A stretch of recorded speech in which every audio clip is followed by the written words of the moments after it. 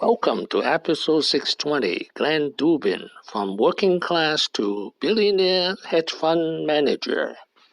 This is an outline of episode 620. There are three reasons we study Glenn Dubin.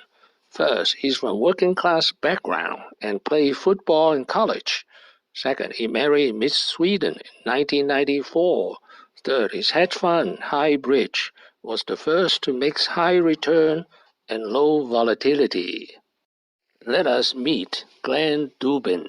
Student that graduated in the late 1970s, that happened to play football, that wants to give back to his alma mater, and wants to set an example as a student athlete that again remembers the university and how important the university was in my own personal development, and I'll be a model for philanthropy as well. Glenn Dubin was born to working-class Jewish parents in Washington Heights, Manhattan, New York in 1957. My mother was an immigrant from Austria who fled the Nazis and came to America in 1939.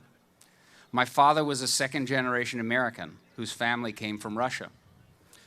I grew up in Washington Heights, a working-class neighborhood in northern Manhattan. My father drove a taxi. He worked very long and hard hours to provide a better life for his family. In 1978, he graduated from State University in New York, Stony Brook, with a degree in economics. Upon graduation, his first job was at EF Hutton. Dubin said this was the 30th job interview he had in Wall Street and his only job offer.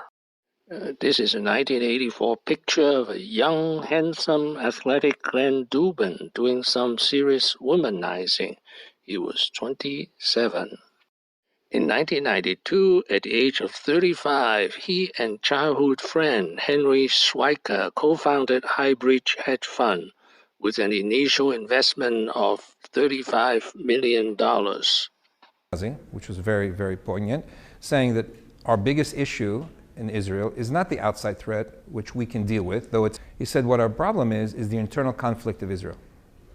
And that's maybe something we can focus on, because you obviously have the left and the right, where Israel has really become a divided country. This is the logo of HighBridge. Some said it was based on an old aqueduct, but I think it's more based on the look of the Washington Bridge. The innovation and intellectual origin of HighBridge Hedge Fund. Almost all the investors that I spoke to were either focused on stocks and bonds. No investors that I spoke to in the early 80s thought about the possibilities and the benefits of combining these asset classes in a single investment portfolio. Anyway, the basis of the Lintner study was that by combining assets within traditional portfolios of bonds and stocks, you could effectively smooth out the volatility and enhance returns over time. This was absolutely an aha moment. Anyway, my partner at the time, Henry Swieca, who was also a Stony Brook alum, and I both used this study to facilitate discussions with a number of very sophisticated institutional investors. The end result was that we created one of the very first fund-of-funds business models, combining stocks, bonds, and commodity assets. Today, the fund-of-funds industry is estimated to have over... In the next 20 years, Dubin and Swieca would make billions of dollars for their investors and also for themselves, based on the modern portfolio theory. Next, the most beautiful and smartest woman in the world, Eva Andersson. Miss Sweden, 1980. Runners-up Miss Universe, 1980. She also earned a medical degree from UCLA Medical School in 1989. She was 31 years old. Eva Andersson was the girlfriend of Jeff Epstein before dating Glenn Dubin.